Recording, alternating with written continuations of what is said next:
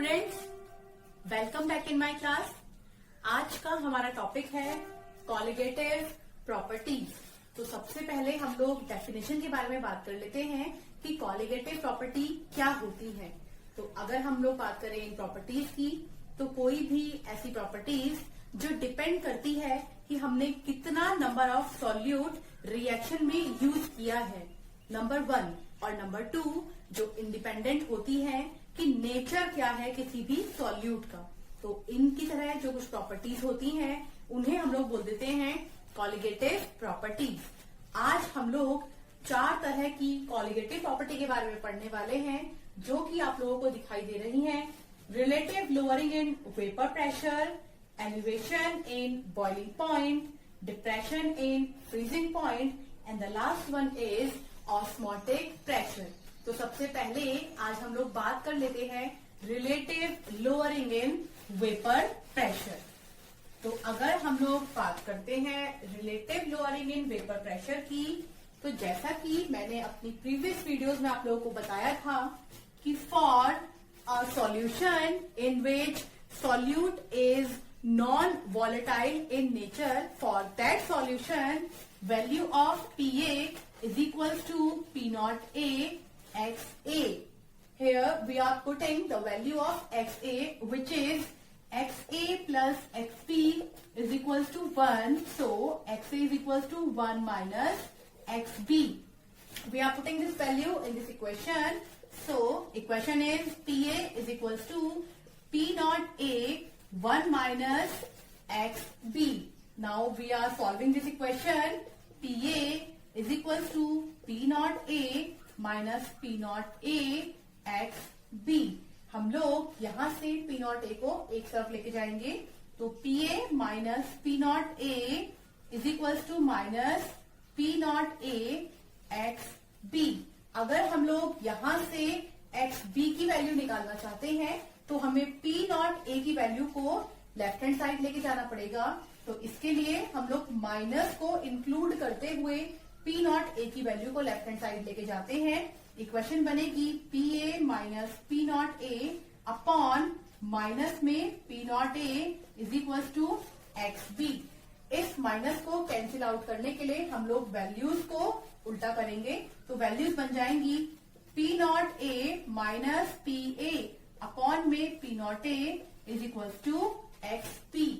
ये था हमारा value of lowering in vapour pressure for a solution in which the solute is non volatile in nature. यहां अगर हम लोग बात करते हैं P not A minus PA की, तो ये होती है हमारी लोअरिंग इन वेपर प्रेशर।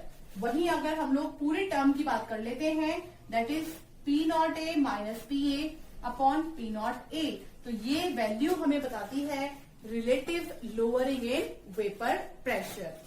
तो ये थी बात हमारी relative lowering in vapour pressure की। अब हम लोग इसी फॉर्मूले से मॉलिक्यूलर मास की एक वैल्यू निकाल के देखेंगे।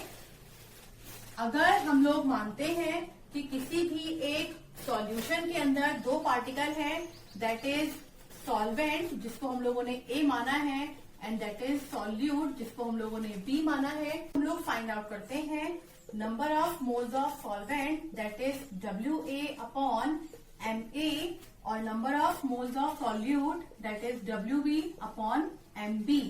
अब अगर हम लोग बात करते हैं मोल फ्रैक्शन ऑफ सॉल्यूट की, तो XB इज इक्वल टू हो जाएगा NB। मोल फ्रैक्शन जब भी हमें निकालना होता है, तो हम लोग जिसका मोल फ्रैक्शन निकालना है उसके मोल्स को रखते हैं ऊपर और नीचे रखे जाते हैं टोटल मोल्स, यानी कि हम लोग कह सकते हैं Na प्लस NB। अब अगर हम लोग बोलते हैं कि ये सॉल्यूशन बहुत ही डाइल्यूट सॉल्यूशन है, तो उसके लिए NB की जो वैल्यू है वो बहुत ही नेग्लिजिबल मानी जाएगी Na के कंपैरिजन में। तो अकॉर्डिंग टू दिस वैल्यू हम लोग कह सकते हैं कि XB की वैल्यू इज इक्वल टू है NB अपॉन Na। तो हम लोगों ने यहां से फाइंड आउट किया है मोल फ्रैक्शन ऑफ सॉल्यूट की value, that is NB upon Na। अब हम लोग इस वैल्यू को पुट करेंगे हमारी वेपर प्रेशर की इक्वेशन में, जो कि हमारी इक्वेशन थी P not A minus PA upon P not A is equal to था एक्स पी, जहां पर हमें वैल्यू पुट करनी है N B upon N A. अगर हम लोग एन बी और एन ए की वैल्यू को खोल के लिखते हैं तो वैल्यू बनेगी P not A minus P A upon P not A is equal to N B की वैल्यू हमारे पास थी W B upon M B upon में W A upon M A. अब हम लोग, क्योंकि हम लोगों को मोलर मास फाइंड आउट करना है सॉल्यूट के लिए, तो मोलर मास और सॉल्यूट को छोड़कर बाकी सारी वैल्यू को सॉल्व करते हैं। तो यहां से हमारी वैल्यूज बनती हैं P not A minus P A upon में P not A is equal to, ये वैल्यूज हो जाएंगी W B into M A upon में M B into W A. हम लोग यहां से एम बी की वैल्यू फाइंड आउट करना चाहते हैं, तो M B is equal to हो जाएगा W B into M A into P not A upon में हम लोग बात करेंगे W A P not A minus P ए। तो इस इक्वेशन की हेल्प से हम लोगों ने फाइंड आउट किया है कि मोलर मास ऑफ सॉल्यूट को हम लोग वेपर प्रेशर की इक्वेशन की हेल्प से किस तरीके से फाइंड आउट कर सकते हैं। अब हम लोग बात कर लेते हैं कुछ लिमिटेशंस की कि लोअरिंग इन वेपर प्रेशर की लिमिटेशंस क्या हैं। सबसे पहली बात हम बात करते हैं कि P not A minus P ए की जो वैल्यू है, यानी कि लोअरिंग इन वेपर प्रेशर, ये वैल्यू हमेशा डिपेंड करती है इंक्रीमेंट इन टेम्परेचर। जिस तरीके से हम लोग टेम्परेचर का इंक्रीमेंट करेंगे ये वैल्यू अपने आप इंक्रीज हो जाएगी। नेक्स्ट हम लोग बात करते हैं कि सॉल्यूट हमारा हमेशा ही वॉलेटाइल, नॉन वॉलेटाइल होना चाहिए नेचर में। उससे नेक्स्ट हम लोग बात करते हैं कि हमारा सॉल्यूशन जो है वो हमेशा ही डाइल्यूट रहना चाहिए, ताकि हम लोग इजीली मोलर मास की वैल्यू को फाइंड आउट कर सके। तो अब हम बात करते हैं हमारी second property, that is elevation in boiling point. तो अगर हम लोग बात करते हैं इसकी इक्वेशन के लिए, तो डेल्टा टीबी की वैल्यू डायरेक्टली प्रोपोर्शनल हो जाएगी स्मॉल एम के। अगर आपने मेरी प्रीवियस वीडियो देखी है तो आप लोगों को पता होगा कि स्मॉल एम का मतलब होता है मोलैलिटी ऑफ अ सॉल्यूट या फिर मोलैलिटी फॉर अ सॉल्यूशन। तो यहाँ पर हम लोग सबसे पहले डेल्टा टीबी की वैल्यू को फाइंड आउट करेंगे कि हम लोगों ने डेल्टा टीबी की वैल्यू कैसे निकाली है। तो delta TB is equal to होता है टीबी माइनस का टी नॉट बी, यानी कि यहाँ पर हम लोग बात करें अगर डेल्टा टीबी की, तो प्योर स्टेट में हमारा टेम्परेचर कितना था और जनरली सॉल्यूशन का टेम्परेचर कितना था। हम लोग कह सकते हैं कि सॉल्यूशन का जो टेम्परेचर है वो ज्यादा है as compare to pure state temperature. तो हम लोगों ने टीबी में से माइनस किया है टी नॉट बी को, तो वैल्यू होती है टी नॉट बी। तो टी नॉट बी प्रोपोर्शनल हो जाएगा मोलैलिटी के। प्रोपोर्शनलिटी को हटाने के लिए हम लोग एक कांस्टेंट यूज करते हैं, तो यहाँ कांस्टेंट हो जाएगा टीबी इज इक्वल टू के बी स्मॉल एम। यहाँ पर हम लोग के बी को बोल देंगे मोलल एलिवेशन कांस्टेंट। तो ये हो जाएगा हमारा मोलल एलिवेशन कांस्टेंट।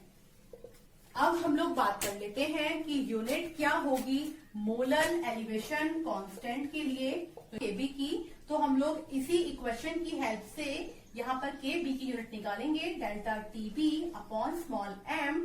तो यहाँ पर हमें पता है डेल्टा टीबी मतलब टेम्परेचर है, तो टेम्परेचर की यूनिट होती है केल्विन। और साथ ही अगर हम लोग बात करते हैं मोलैलिटी की, तो मोलैलिटी की यूनिट होती है केजी पर मोल। तो हम कह सकते हैं कि हमारे केबी की वैल्यू आई है केल्विन केजी पर मोल। तो ये हमारा टॉपिक था एलिवेशन इन बॉइलिंग पॉइंट।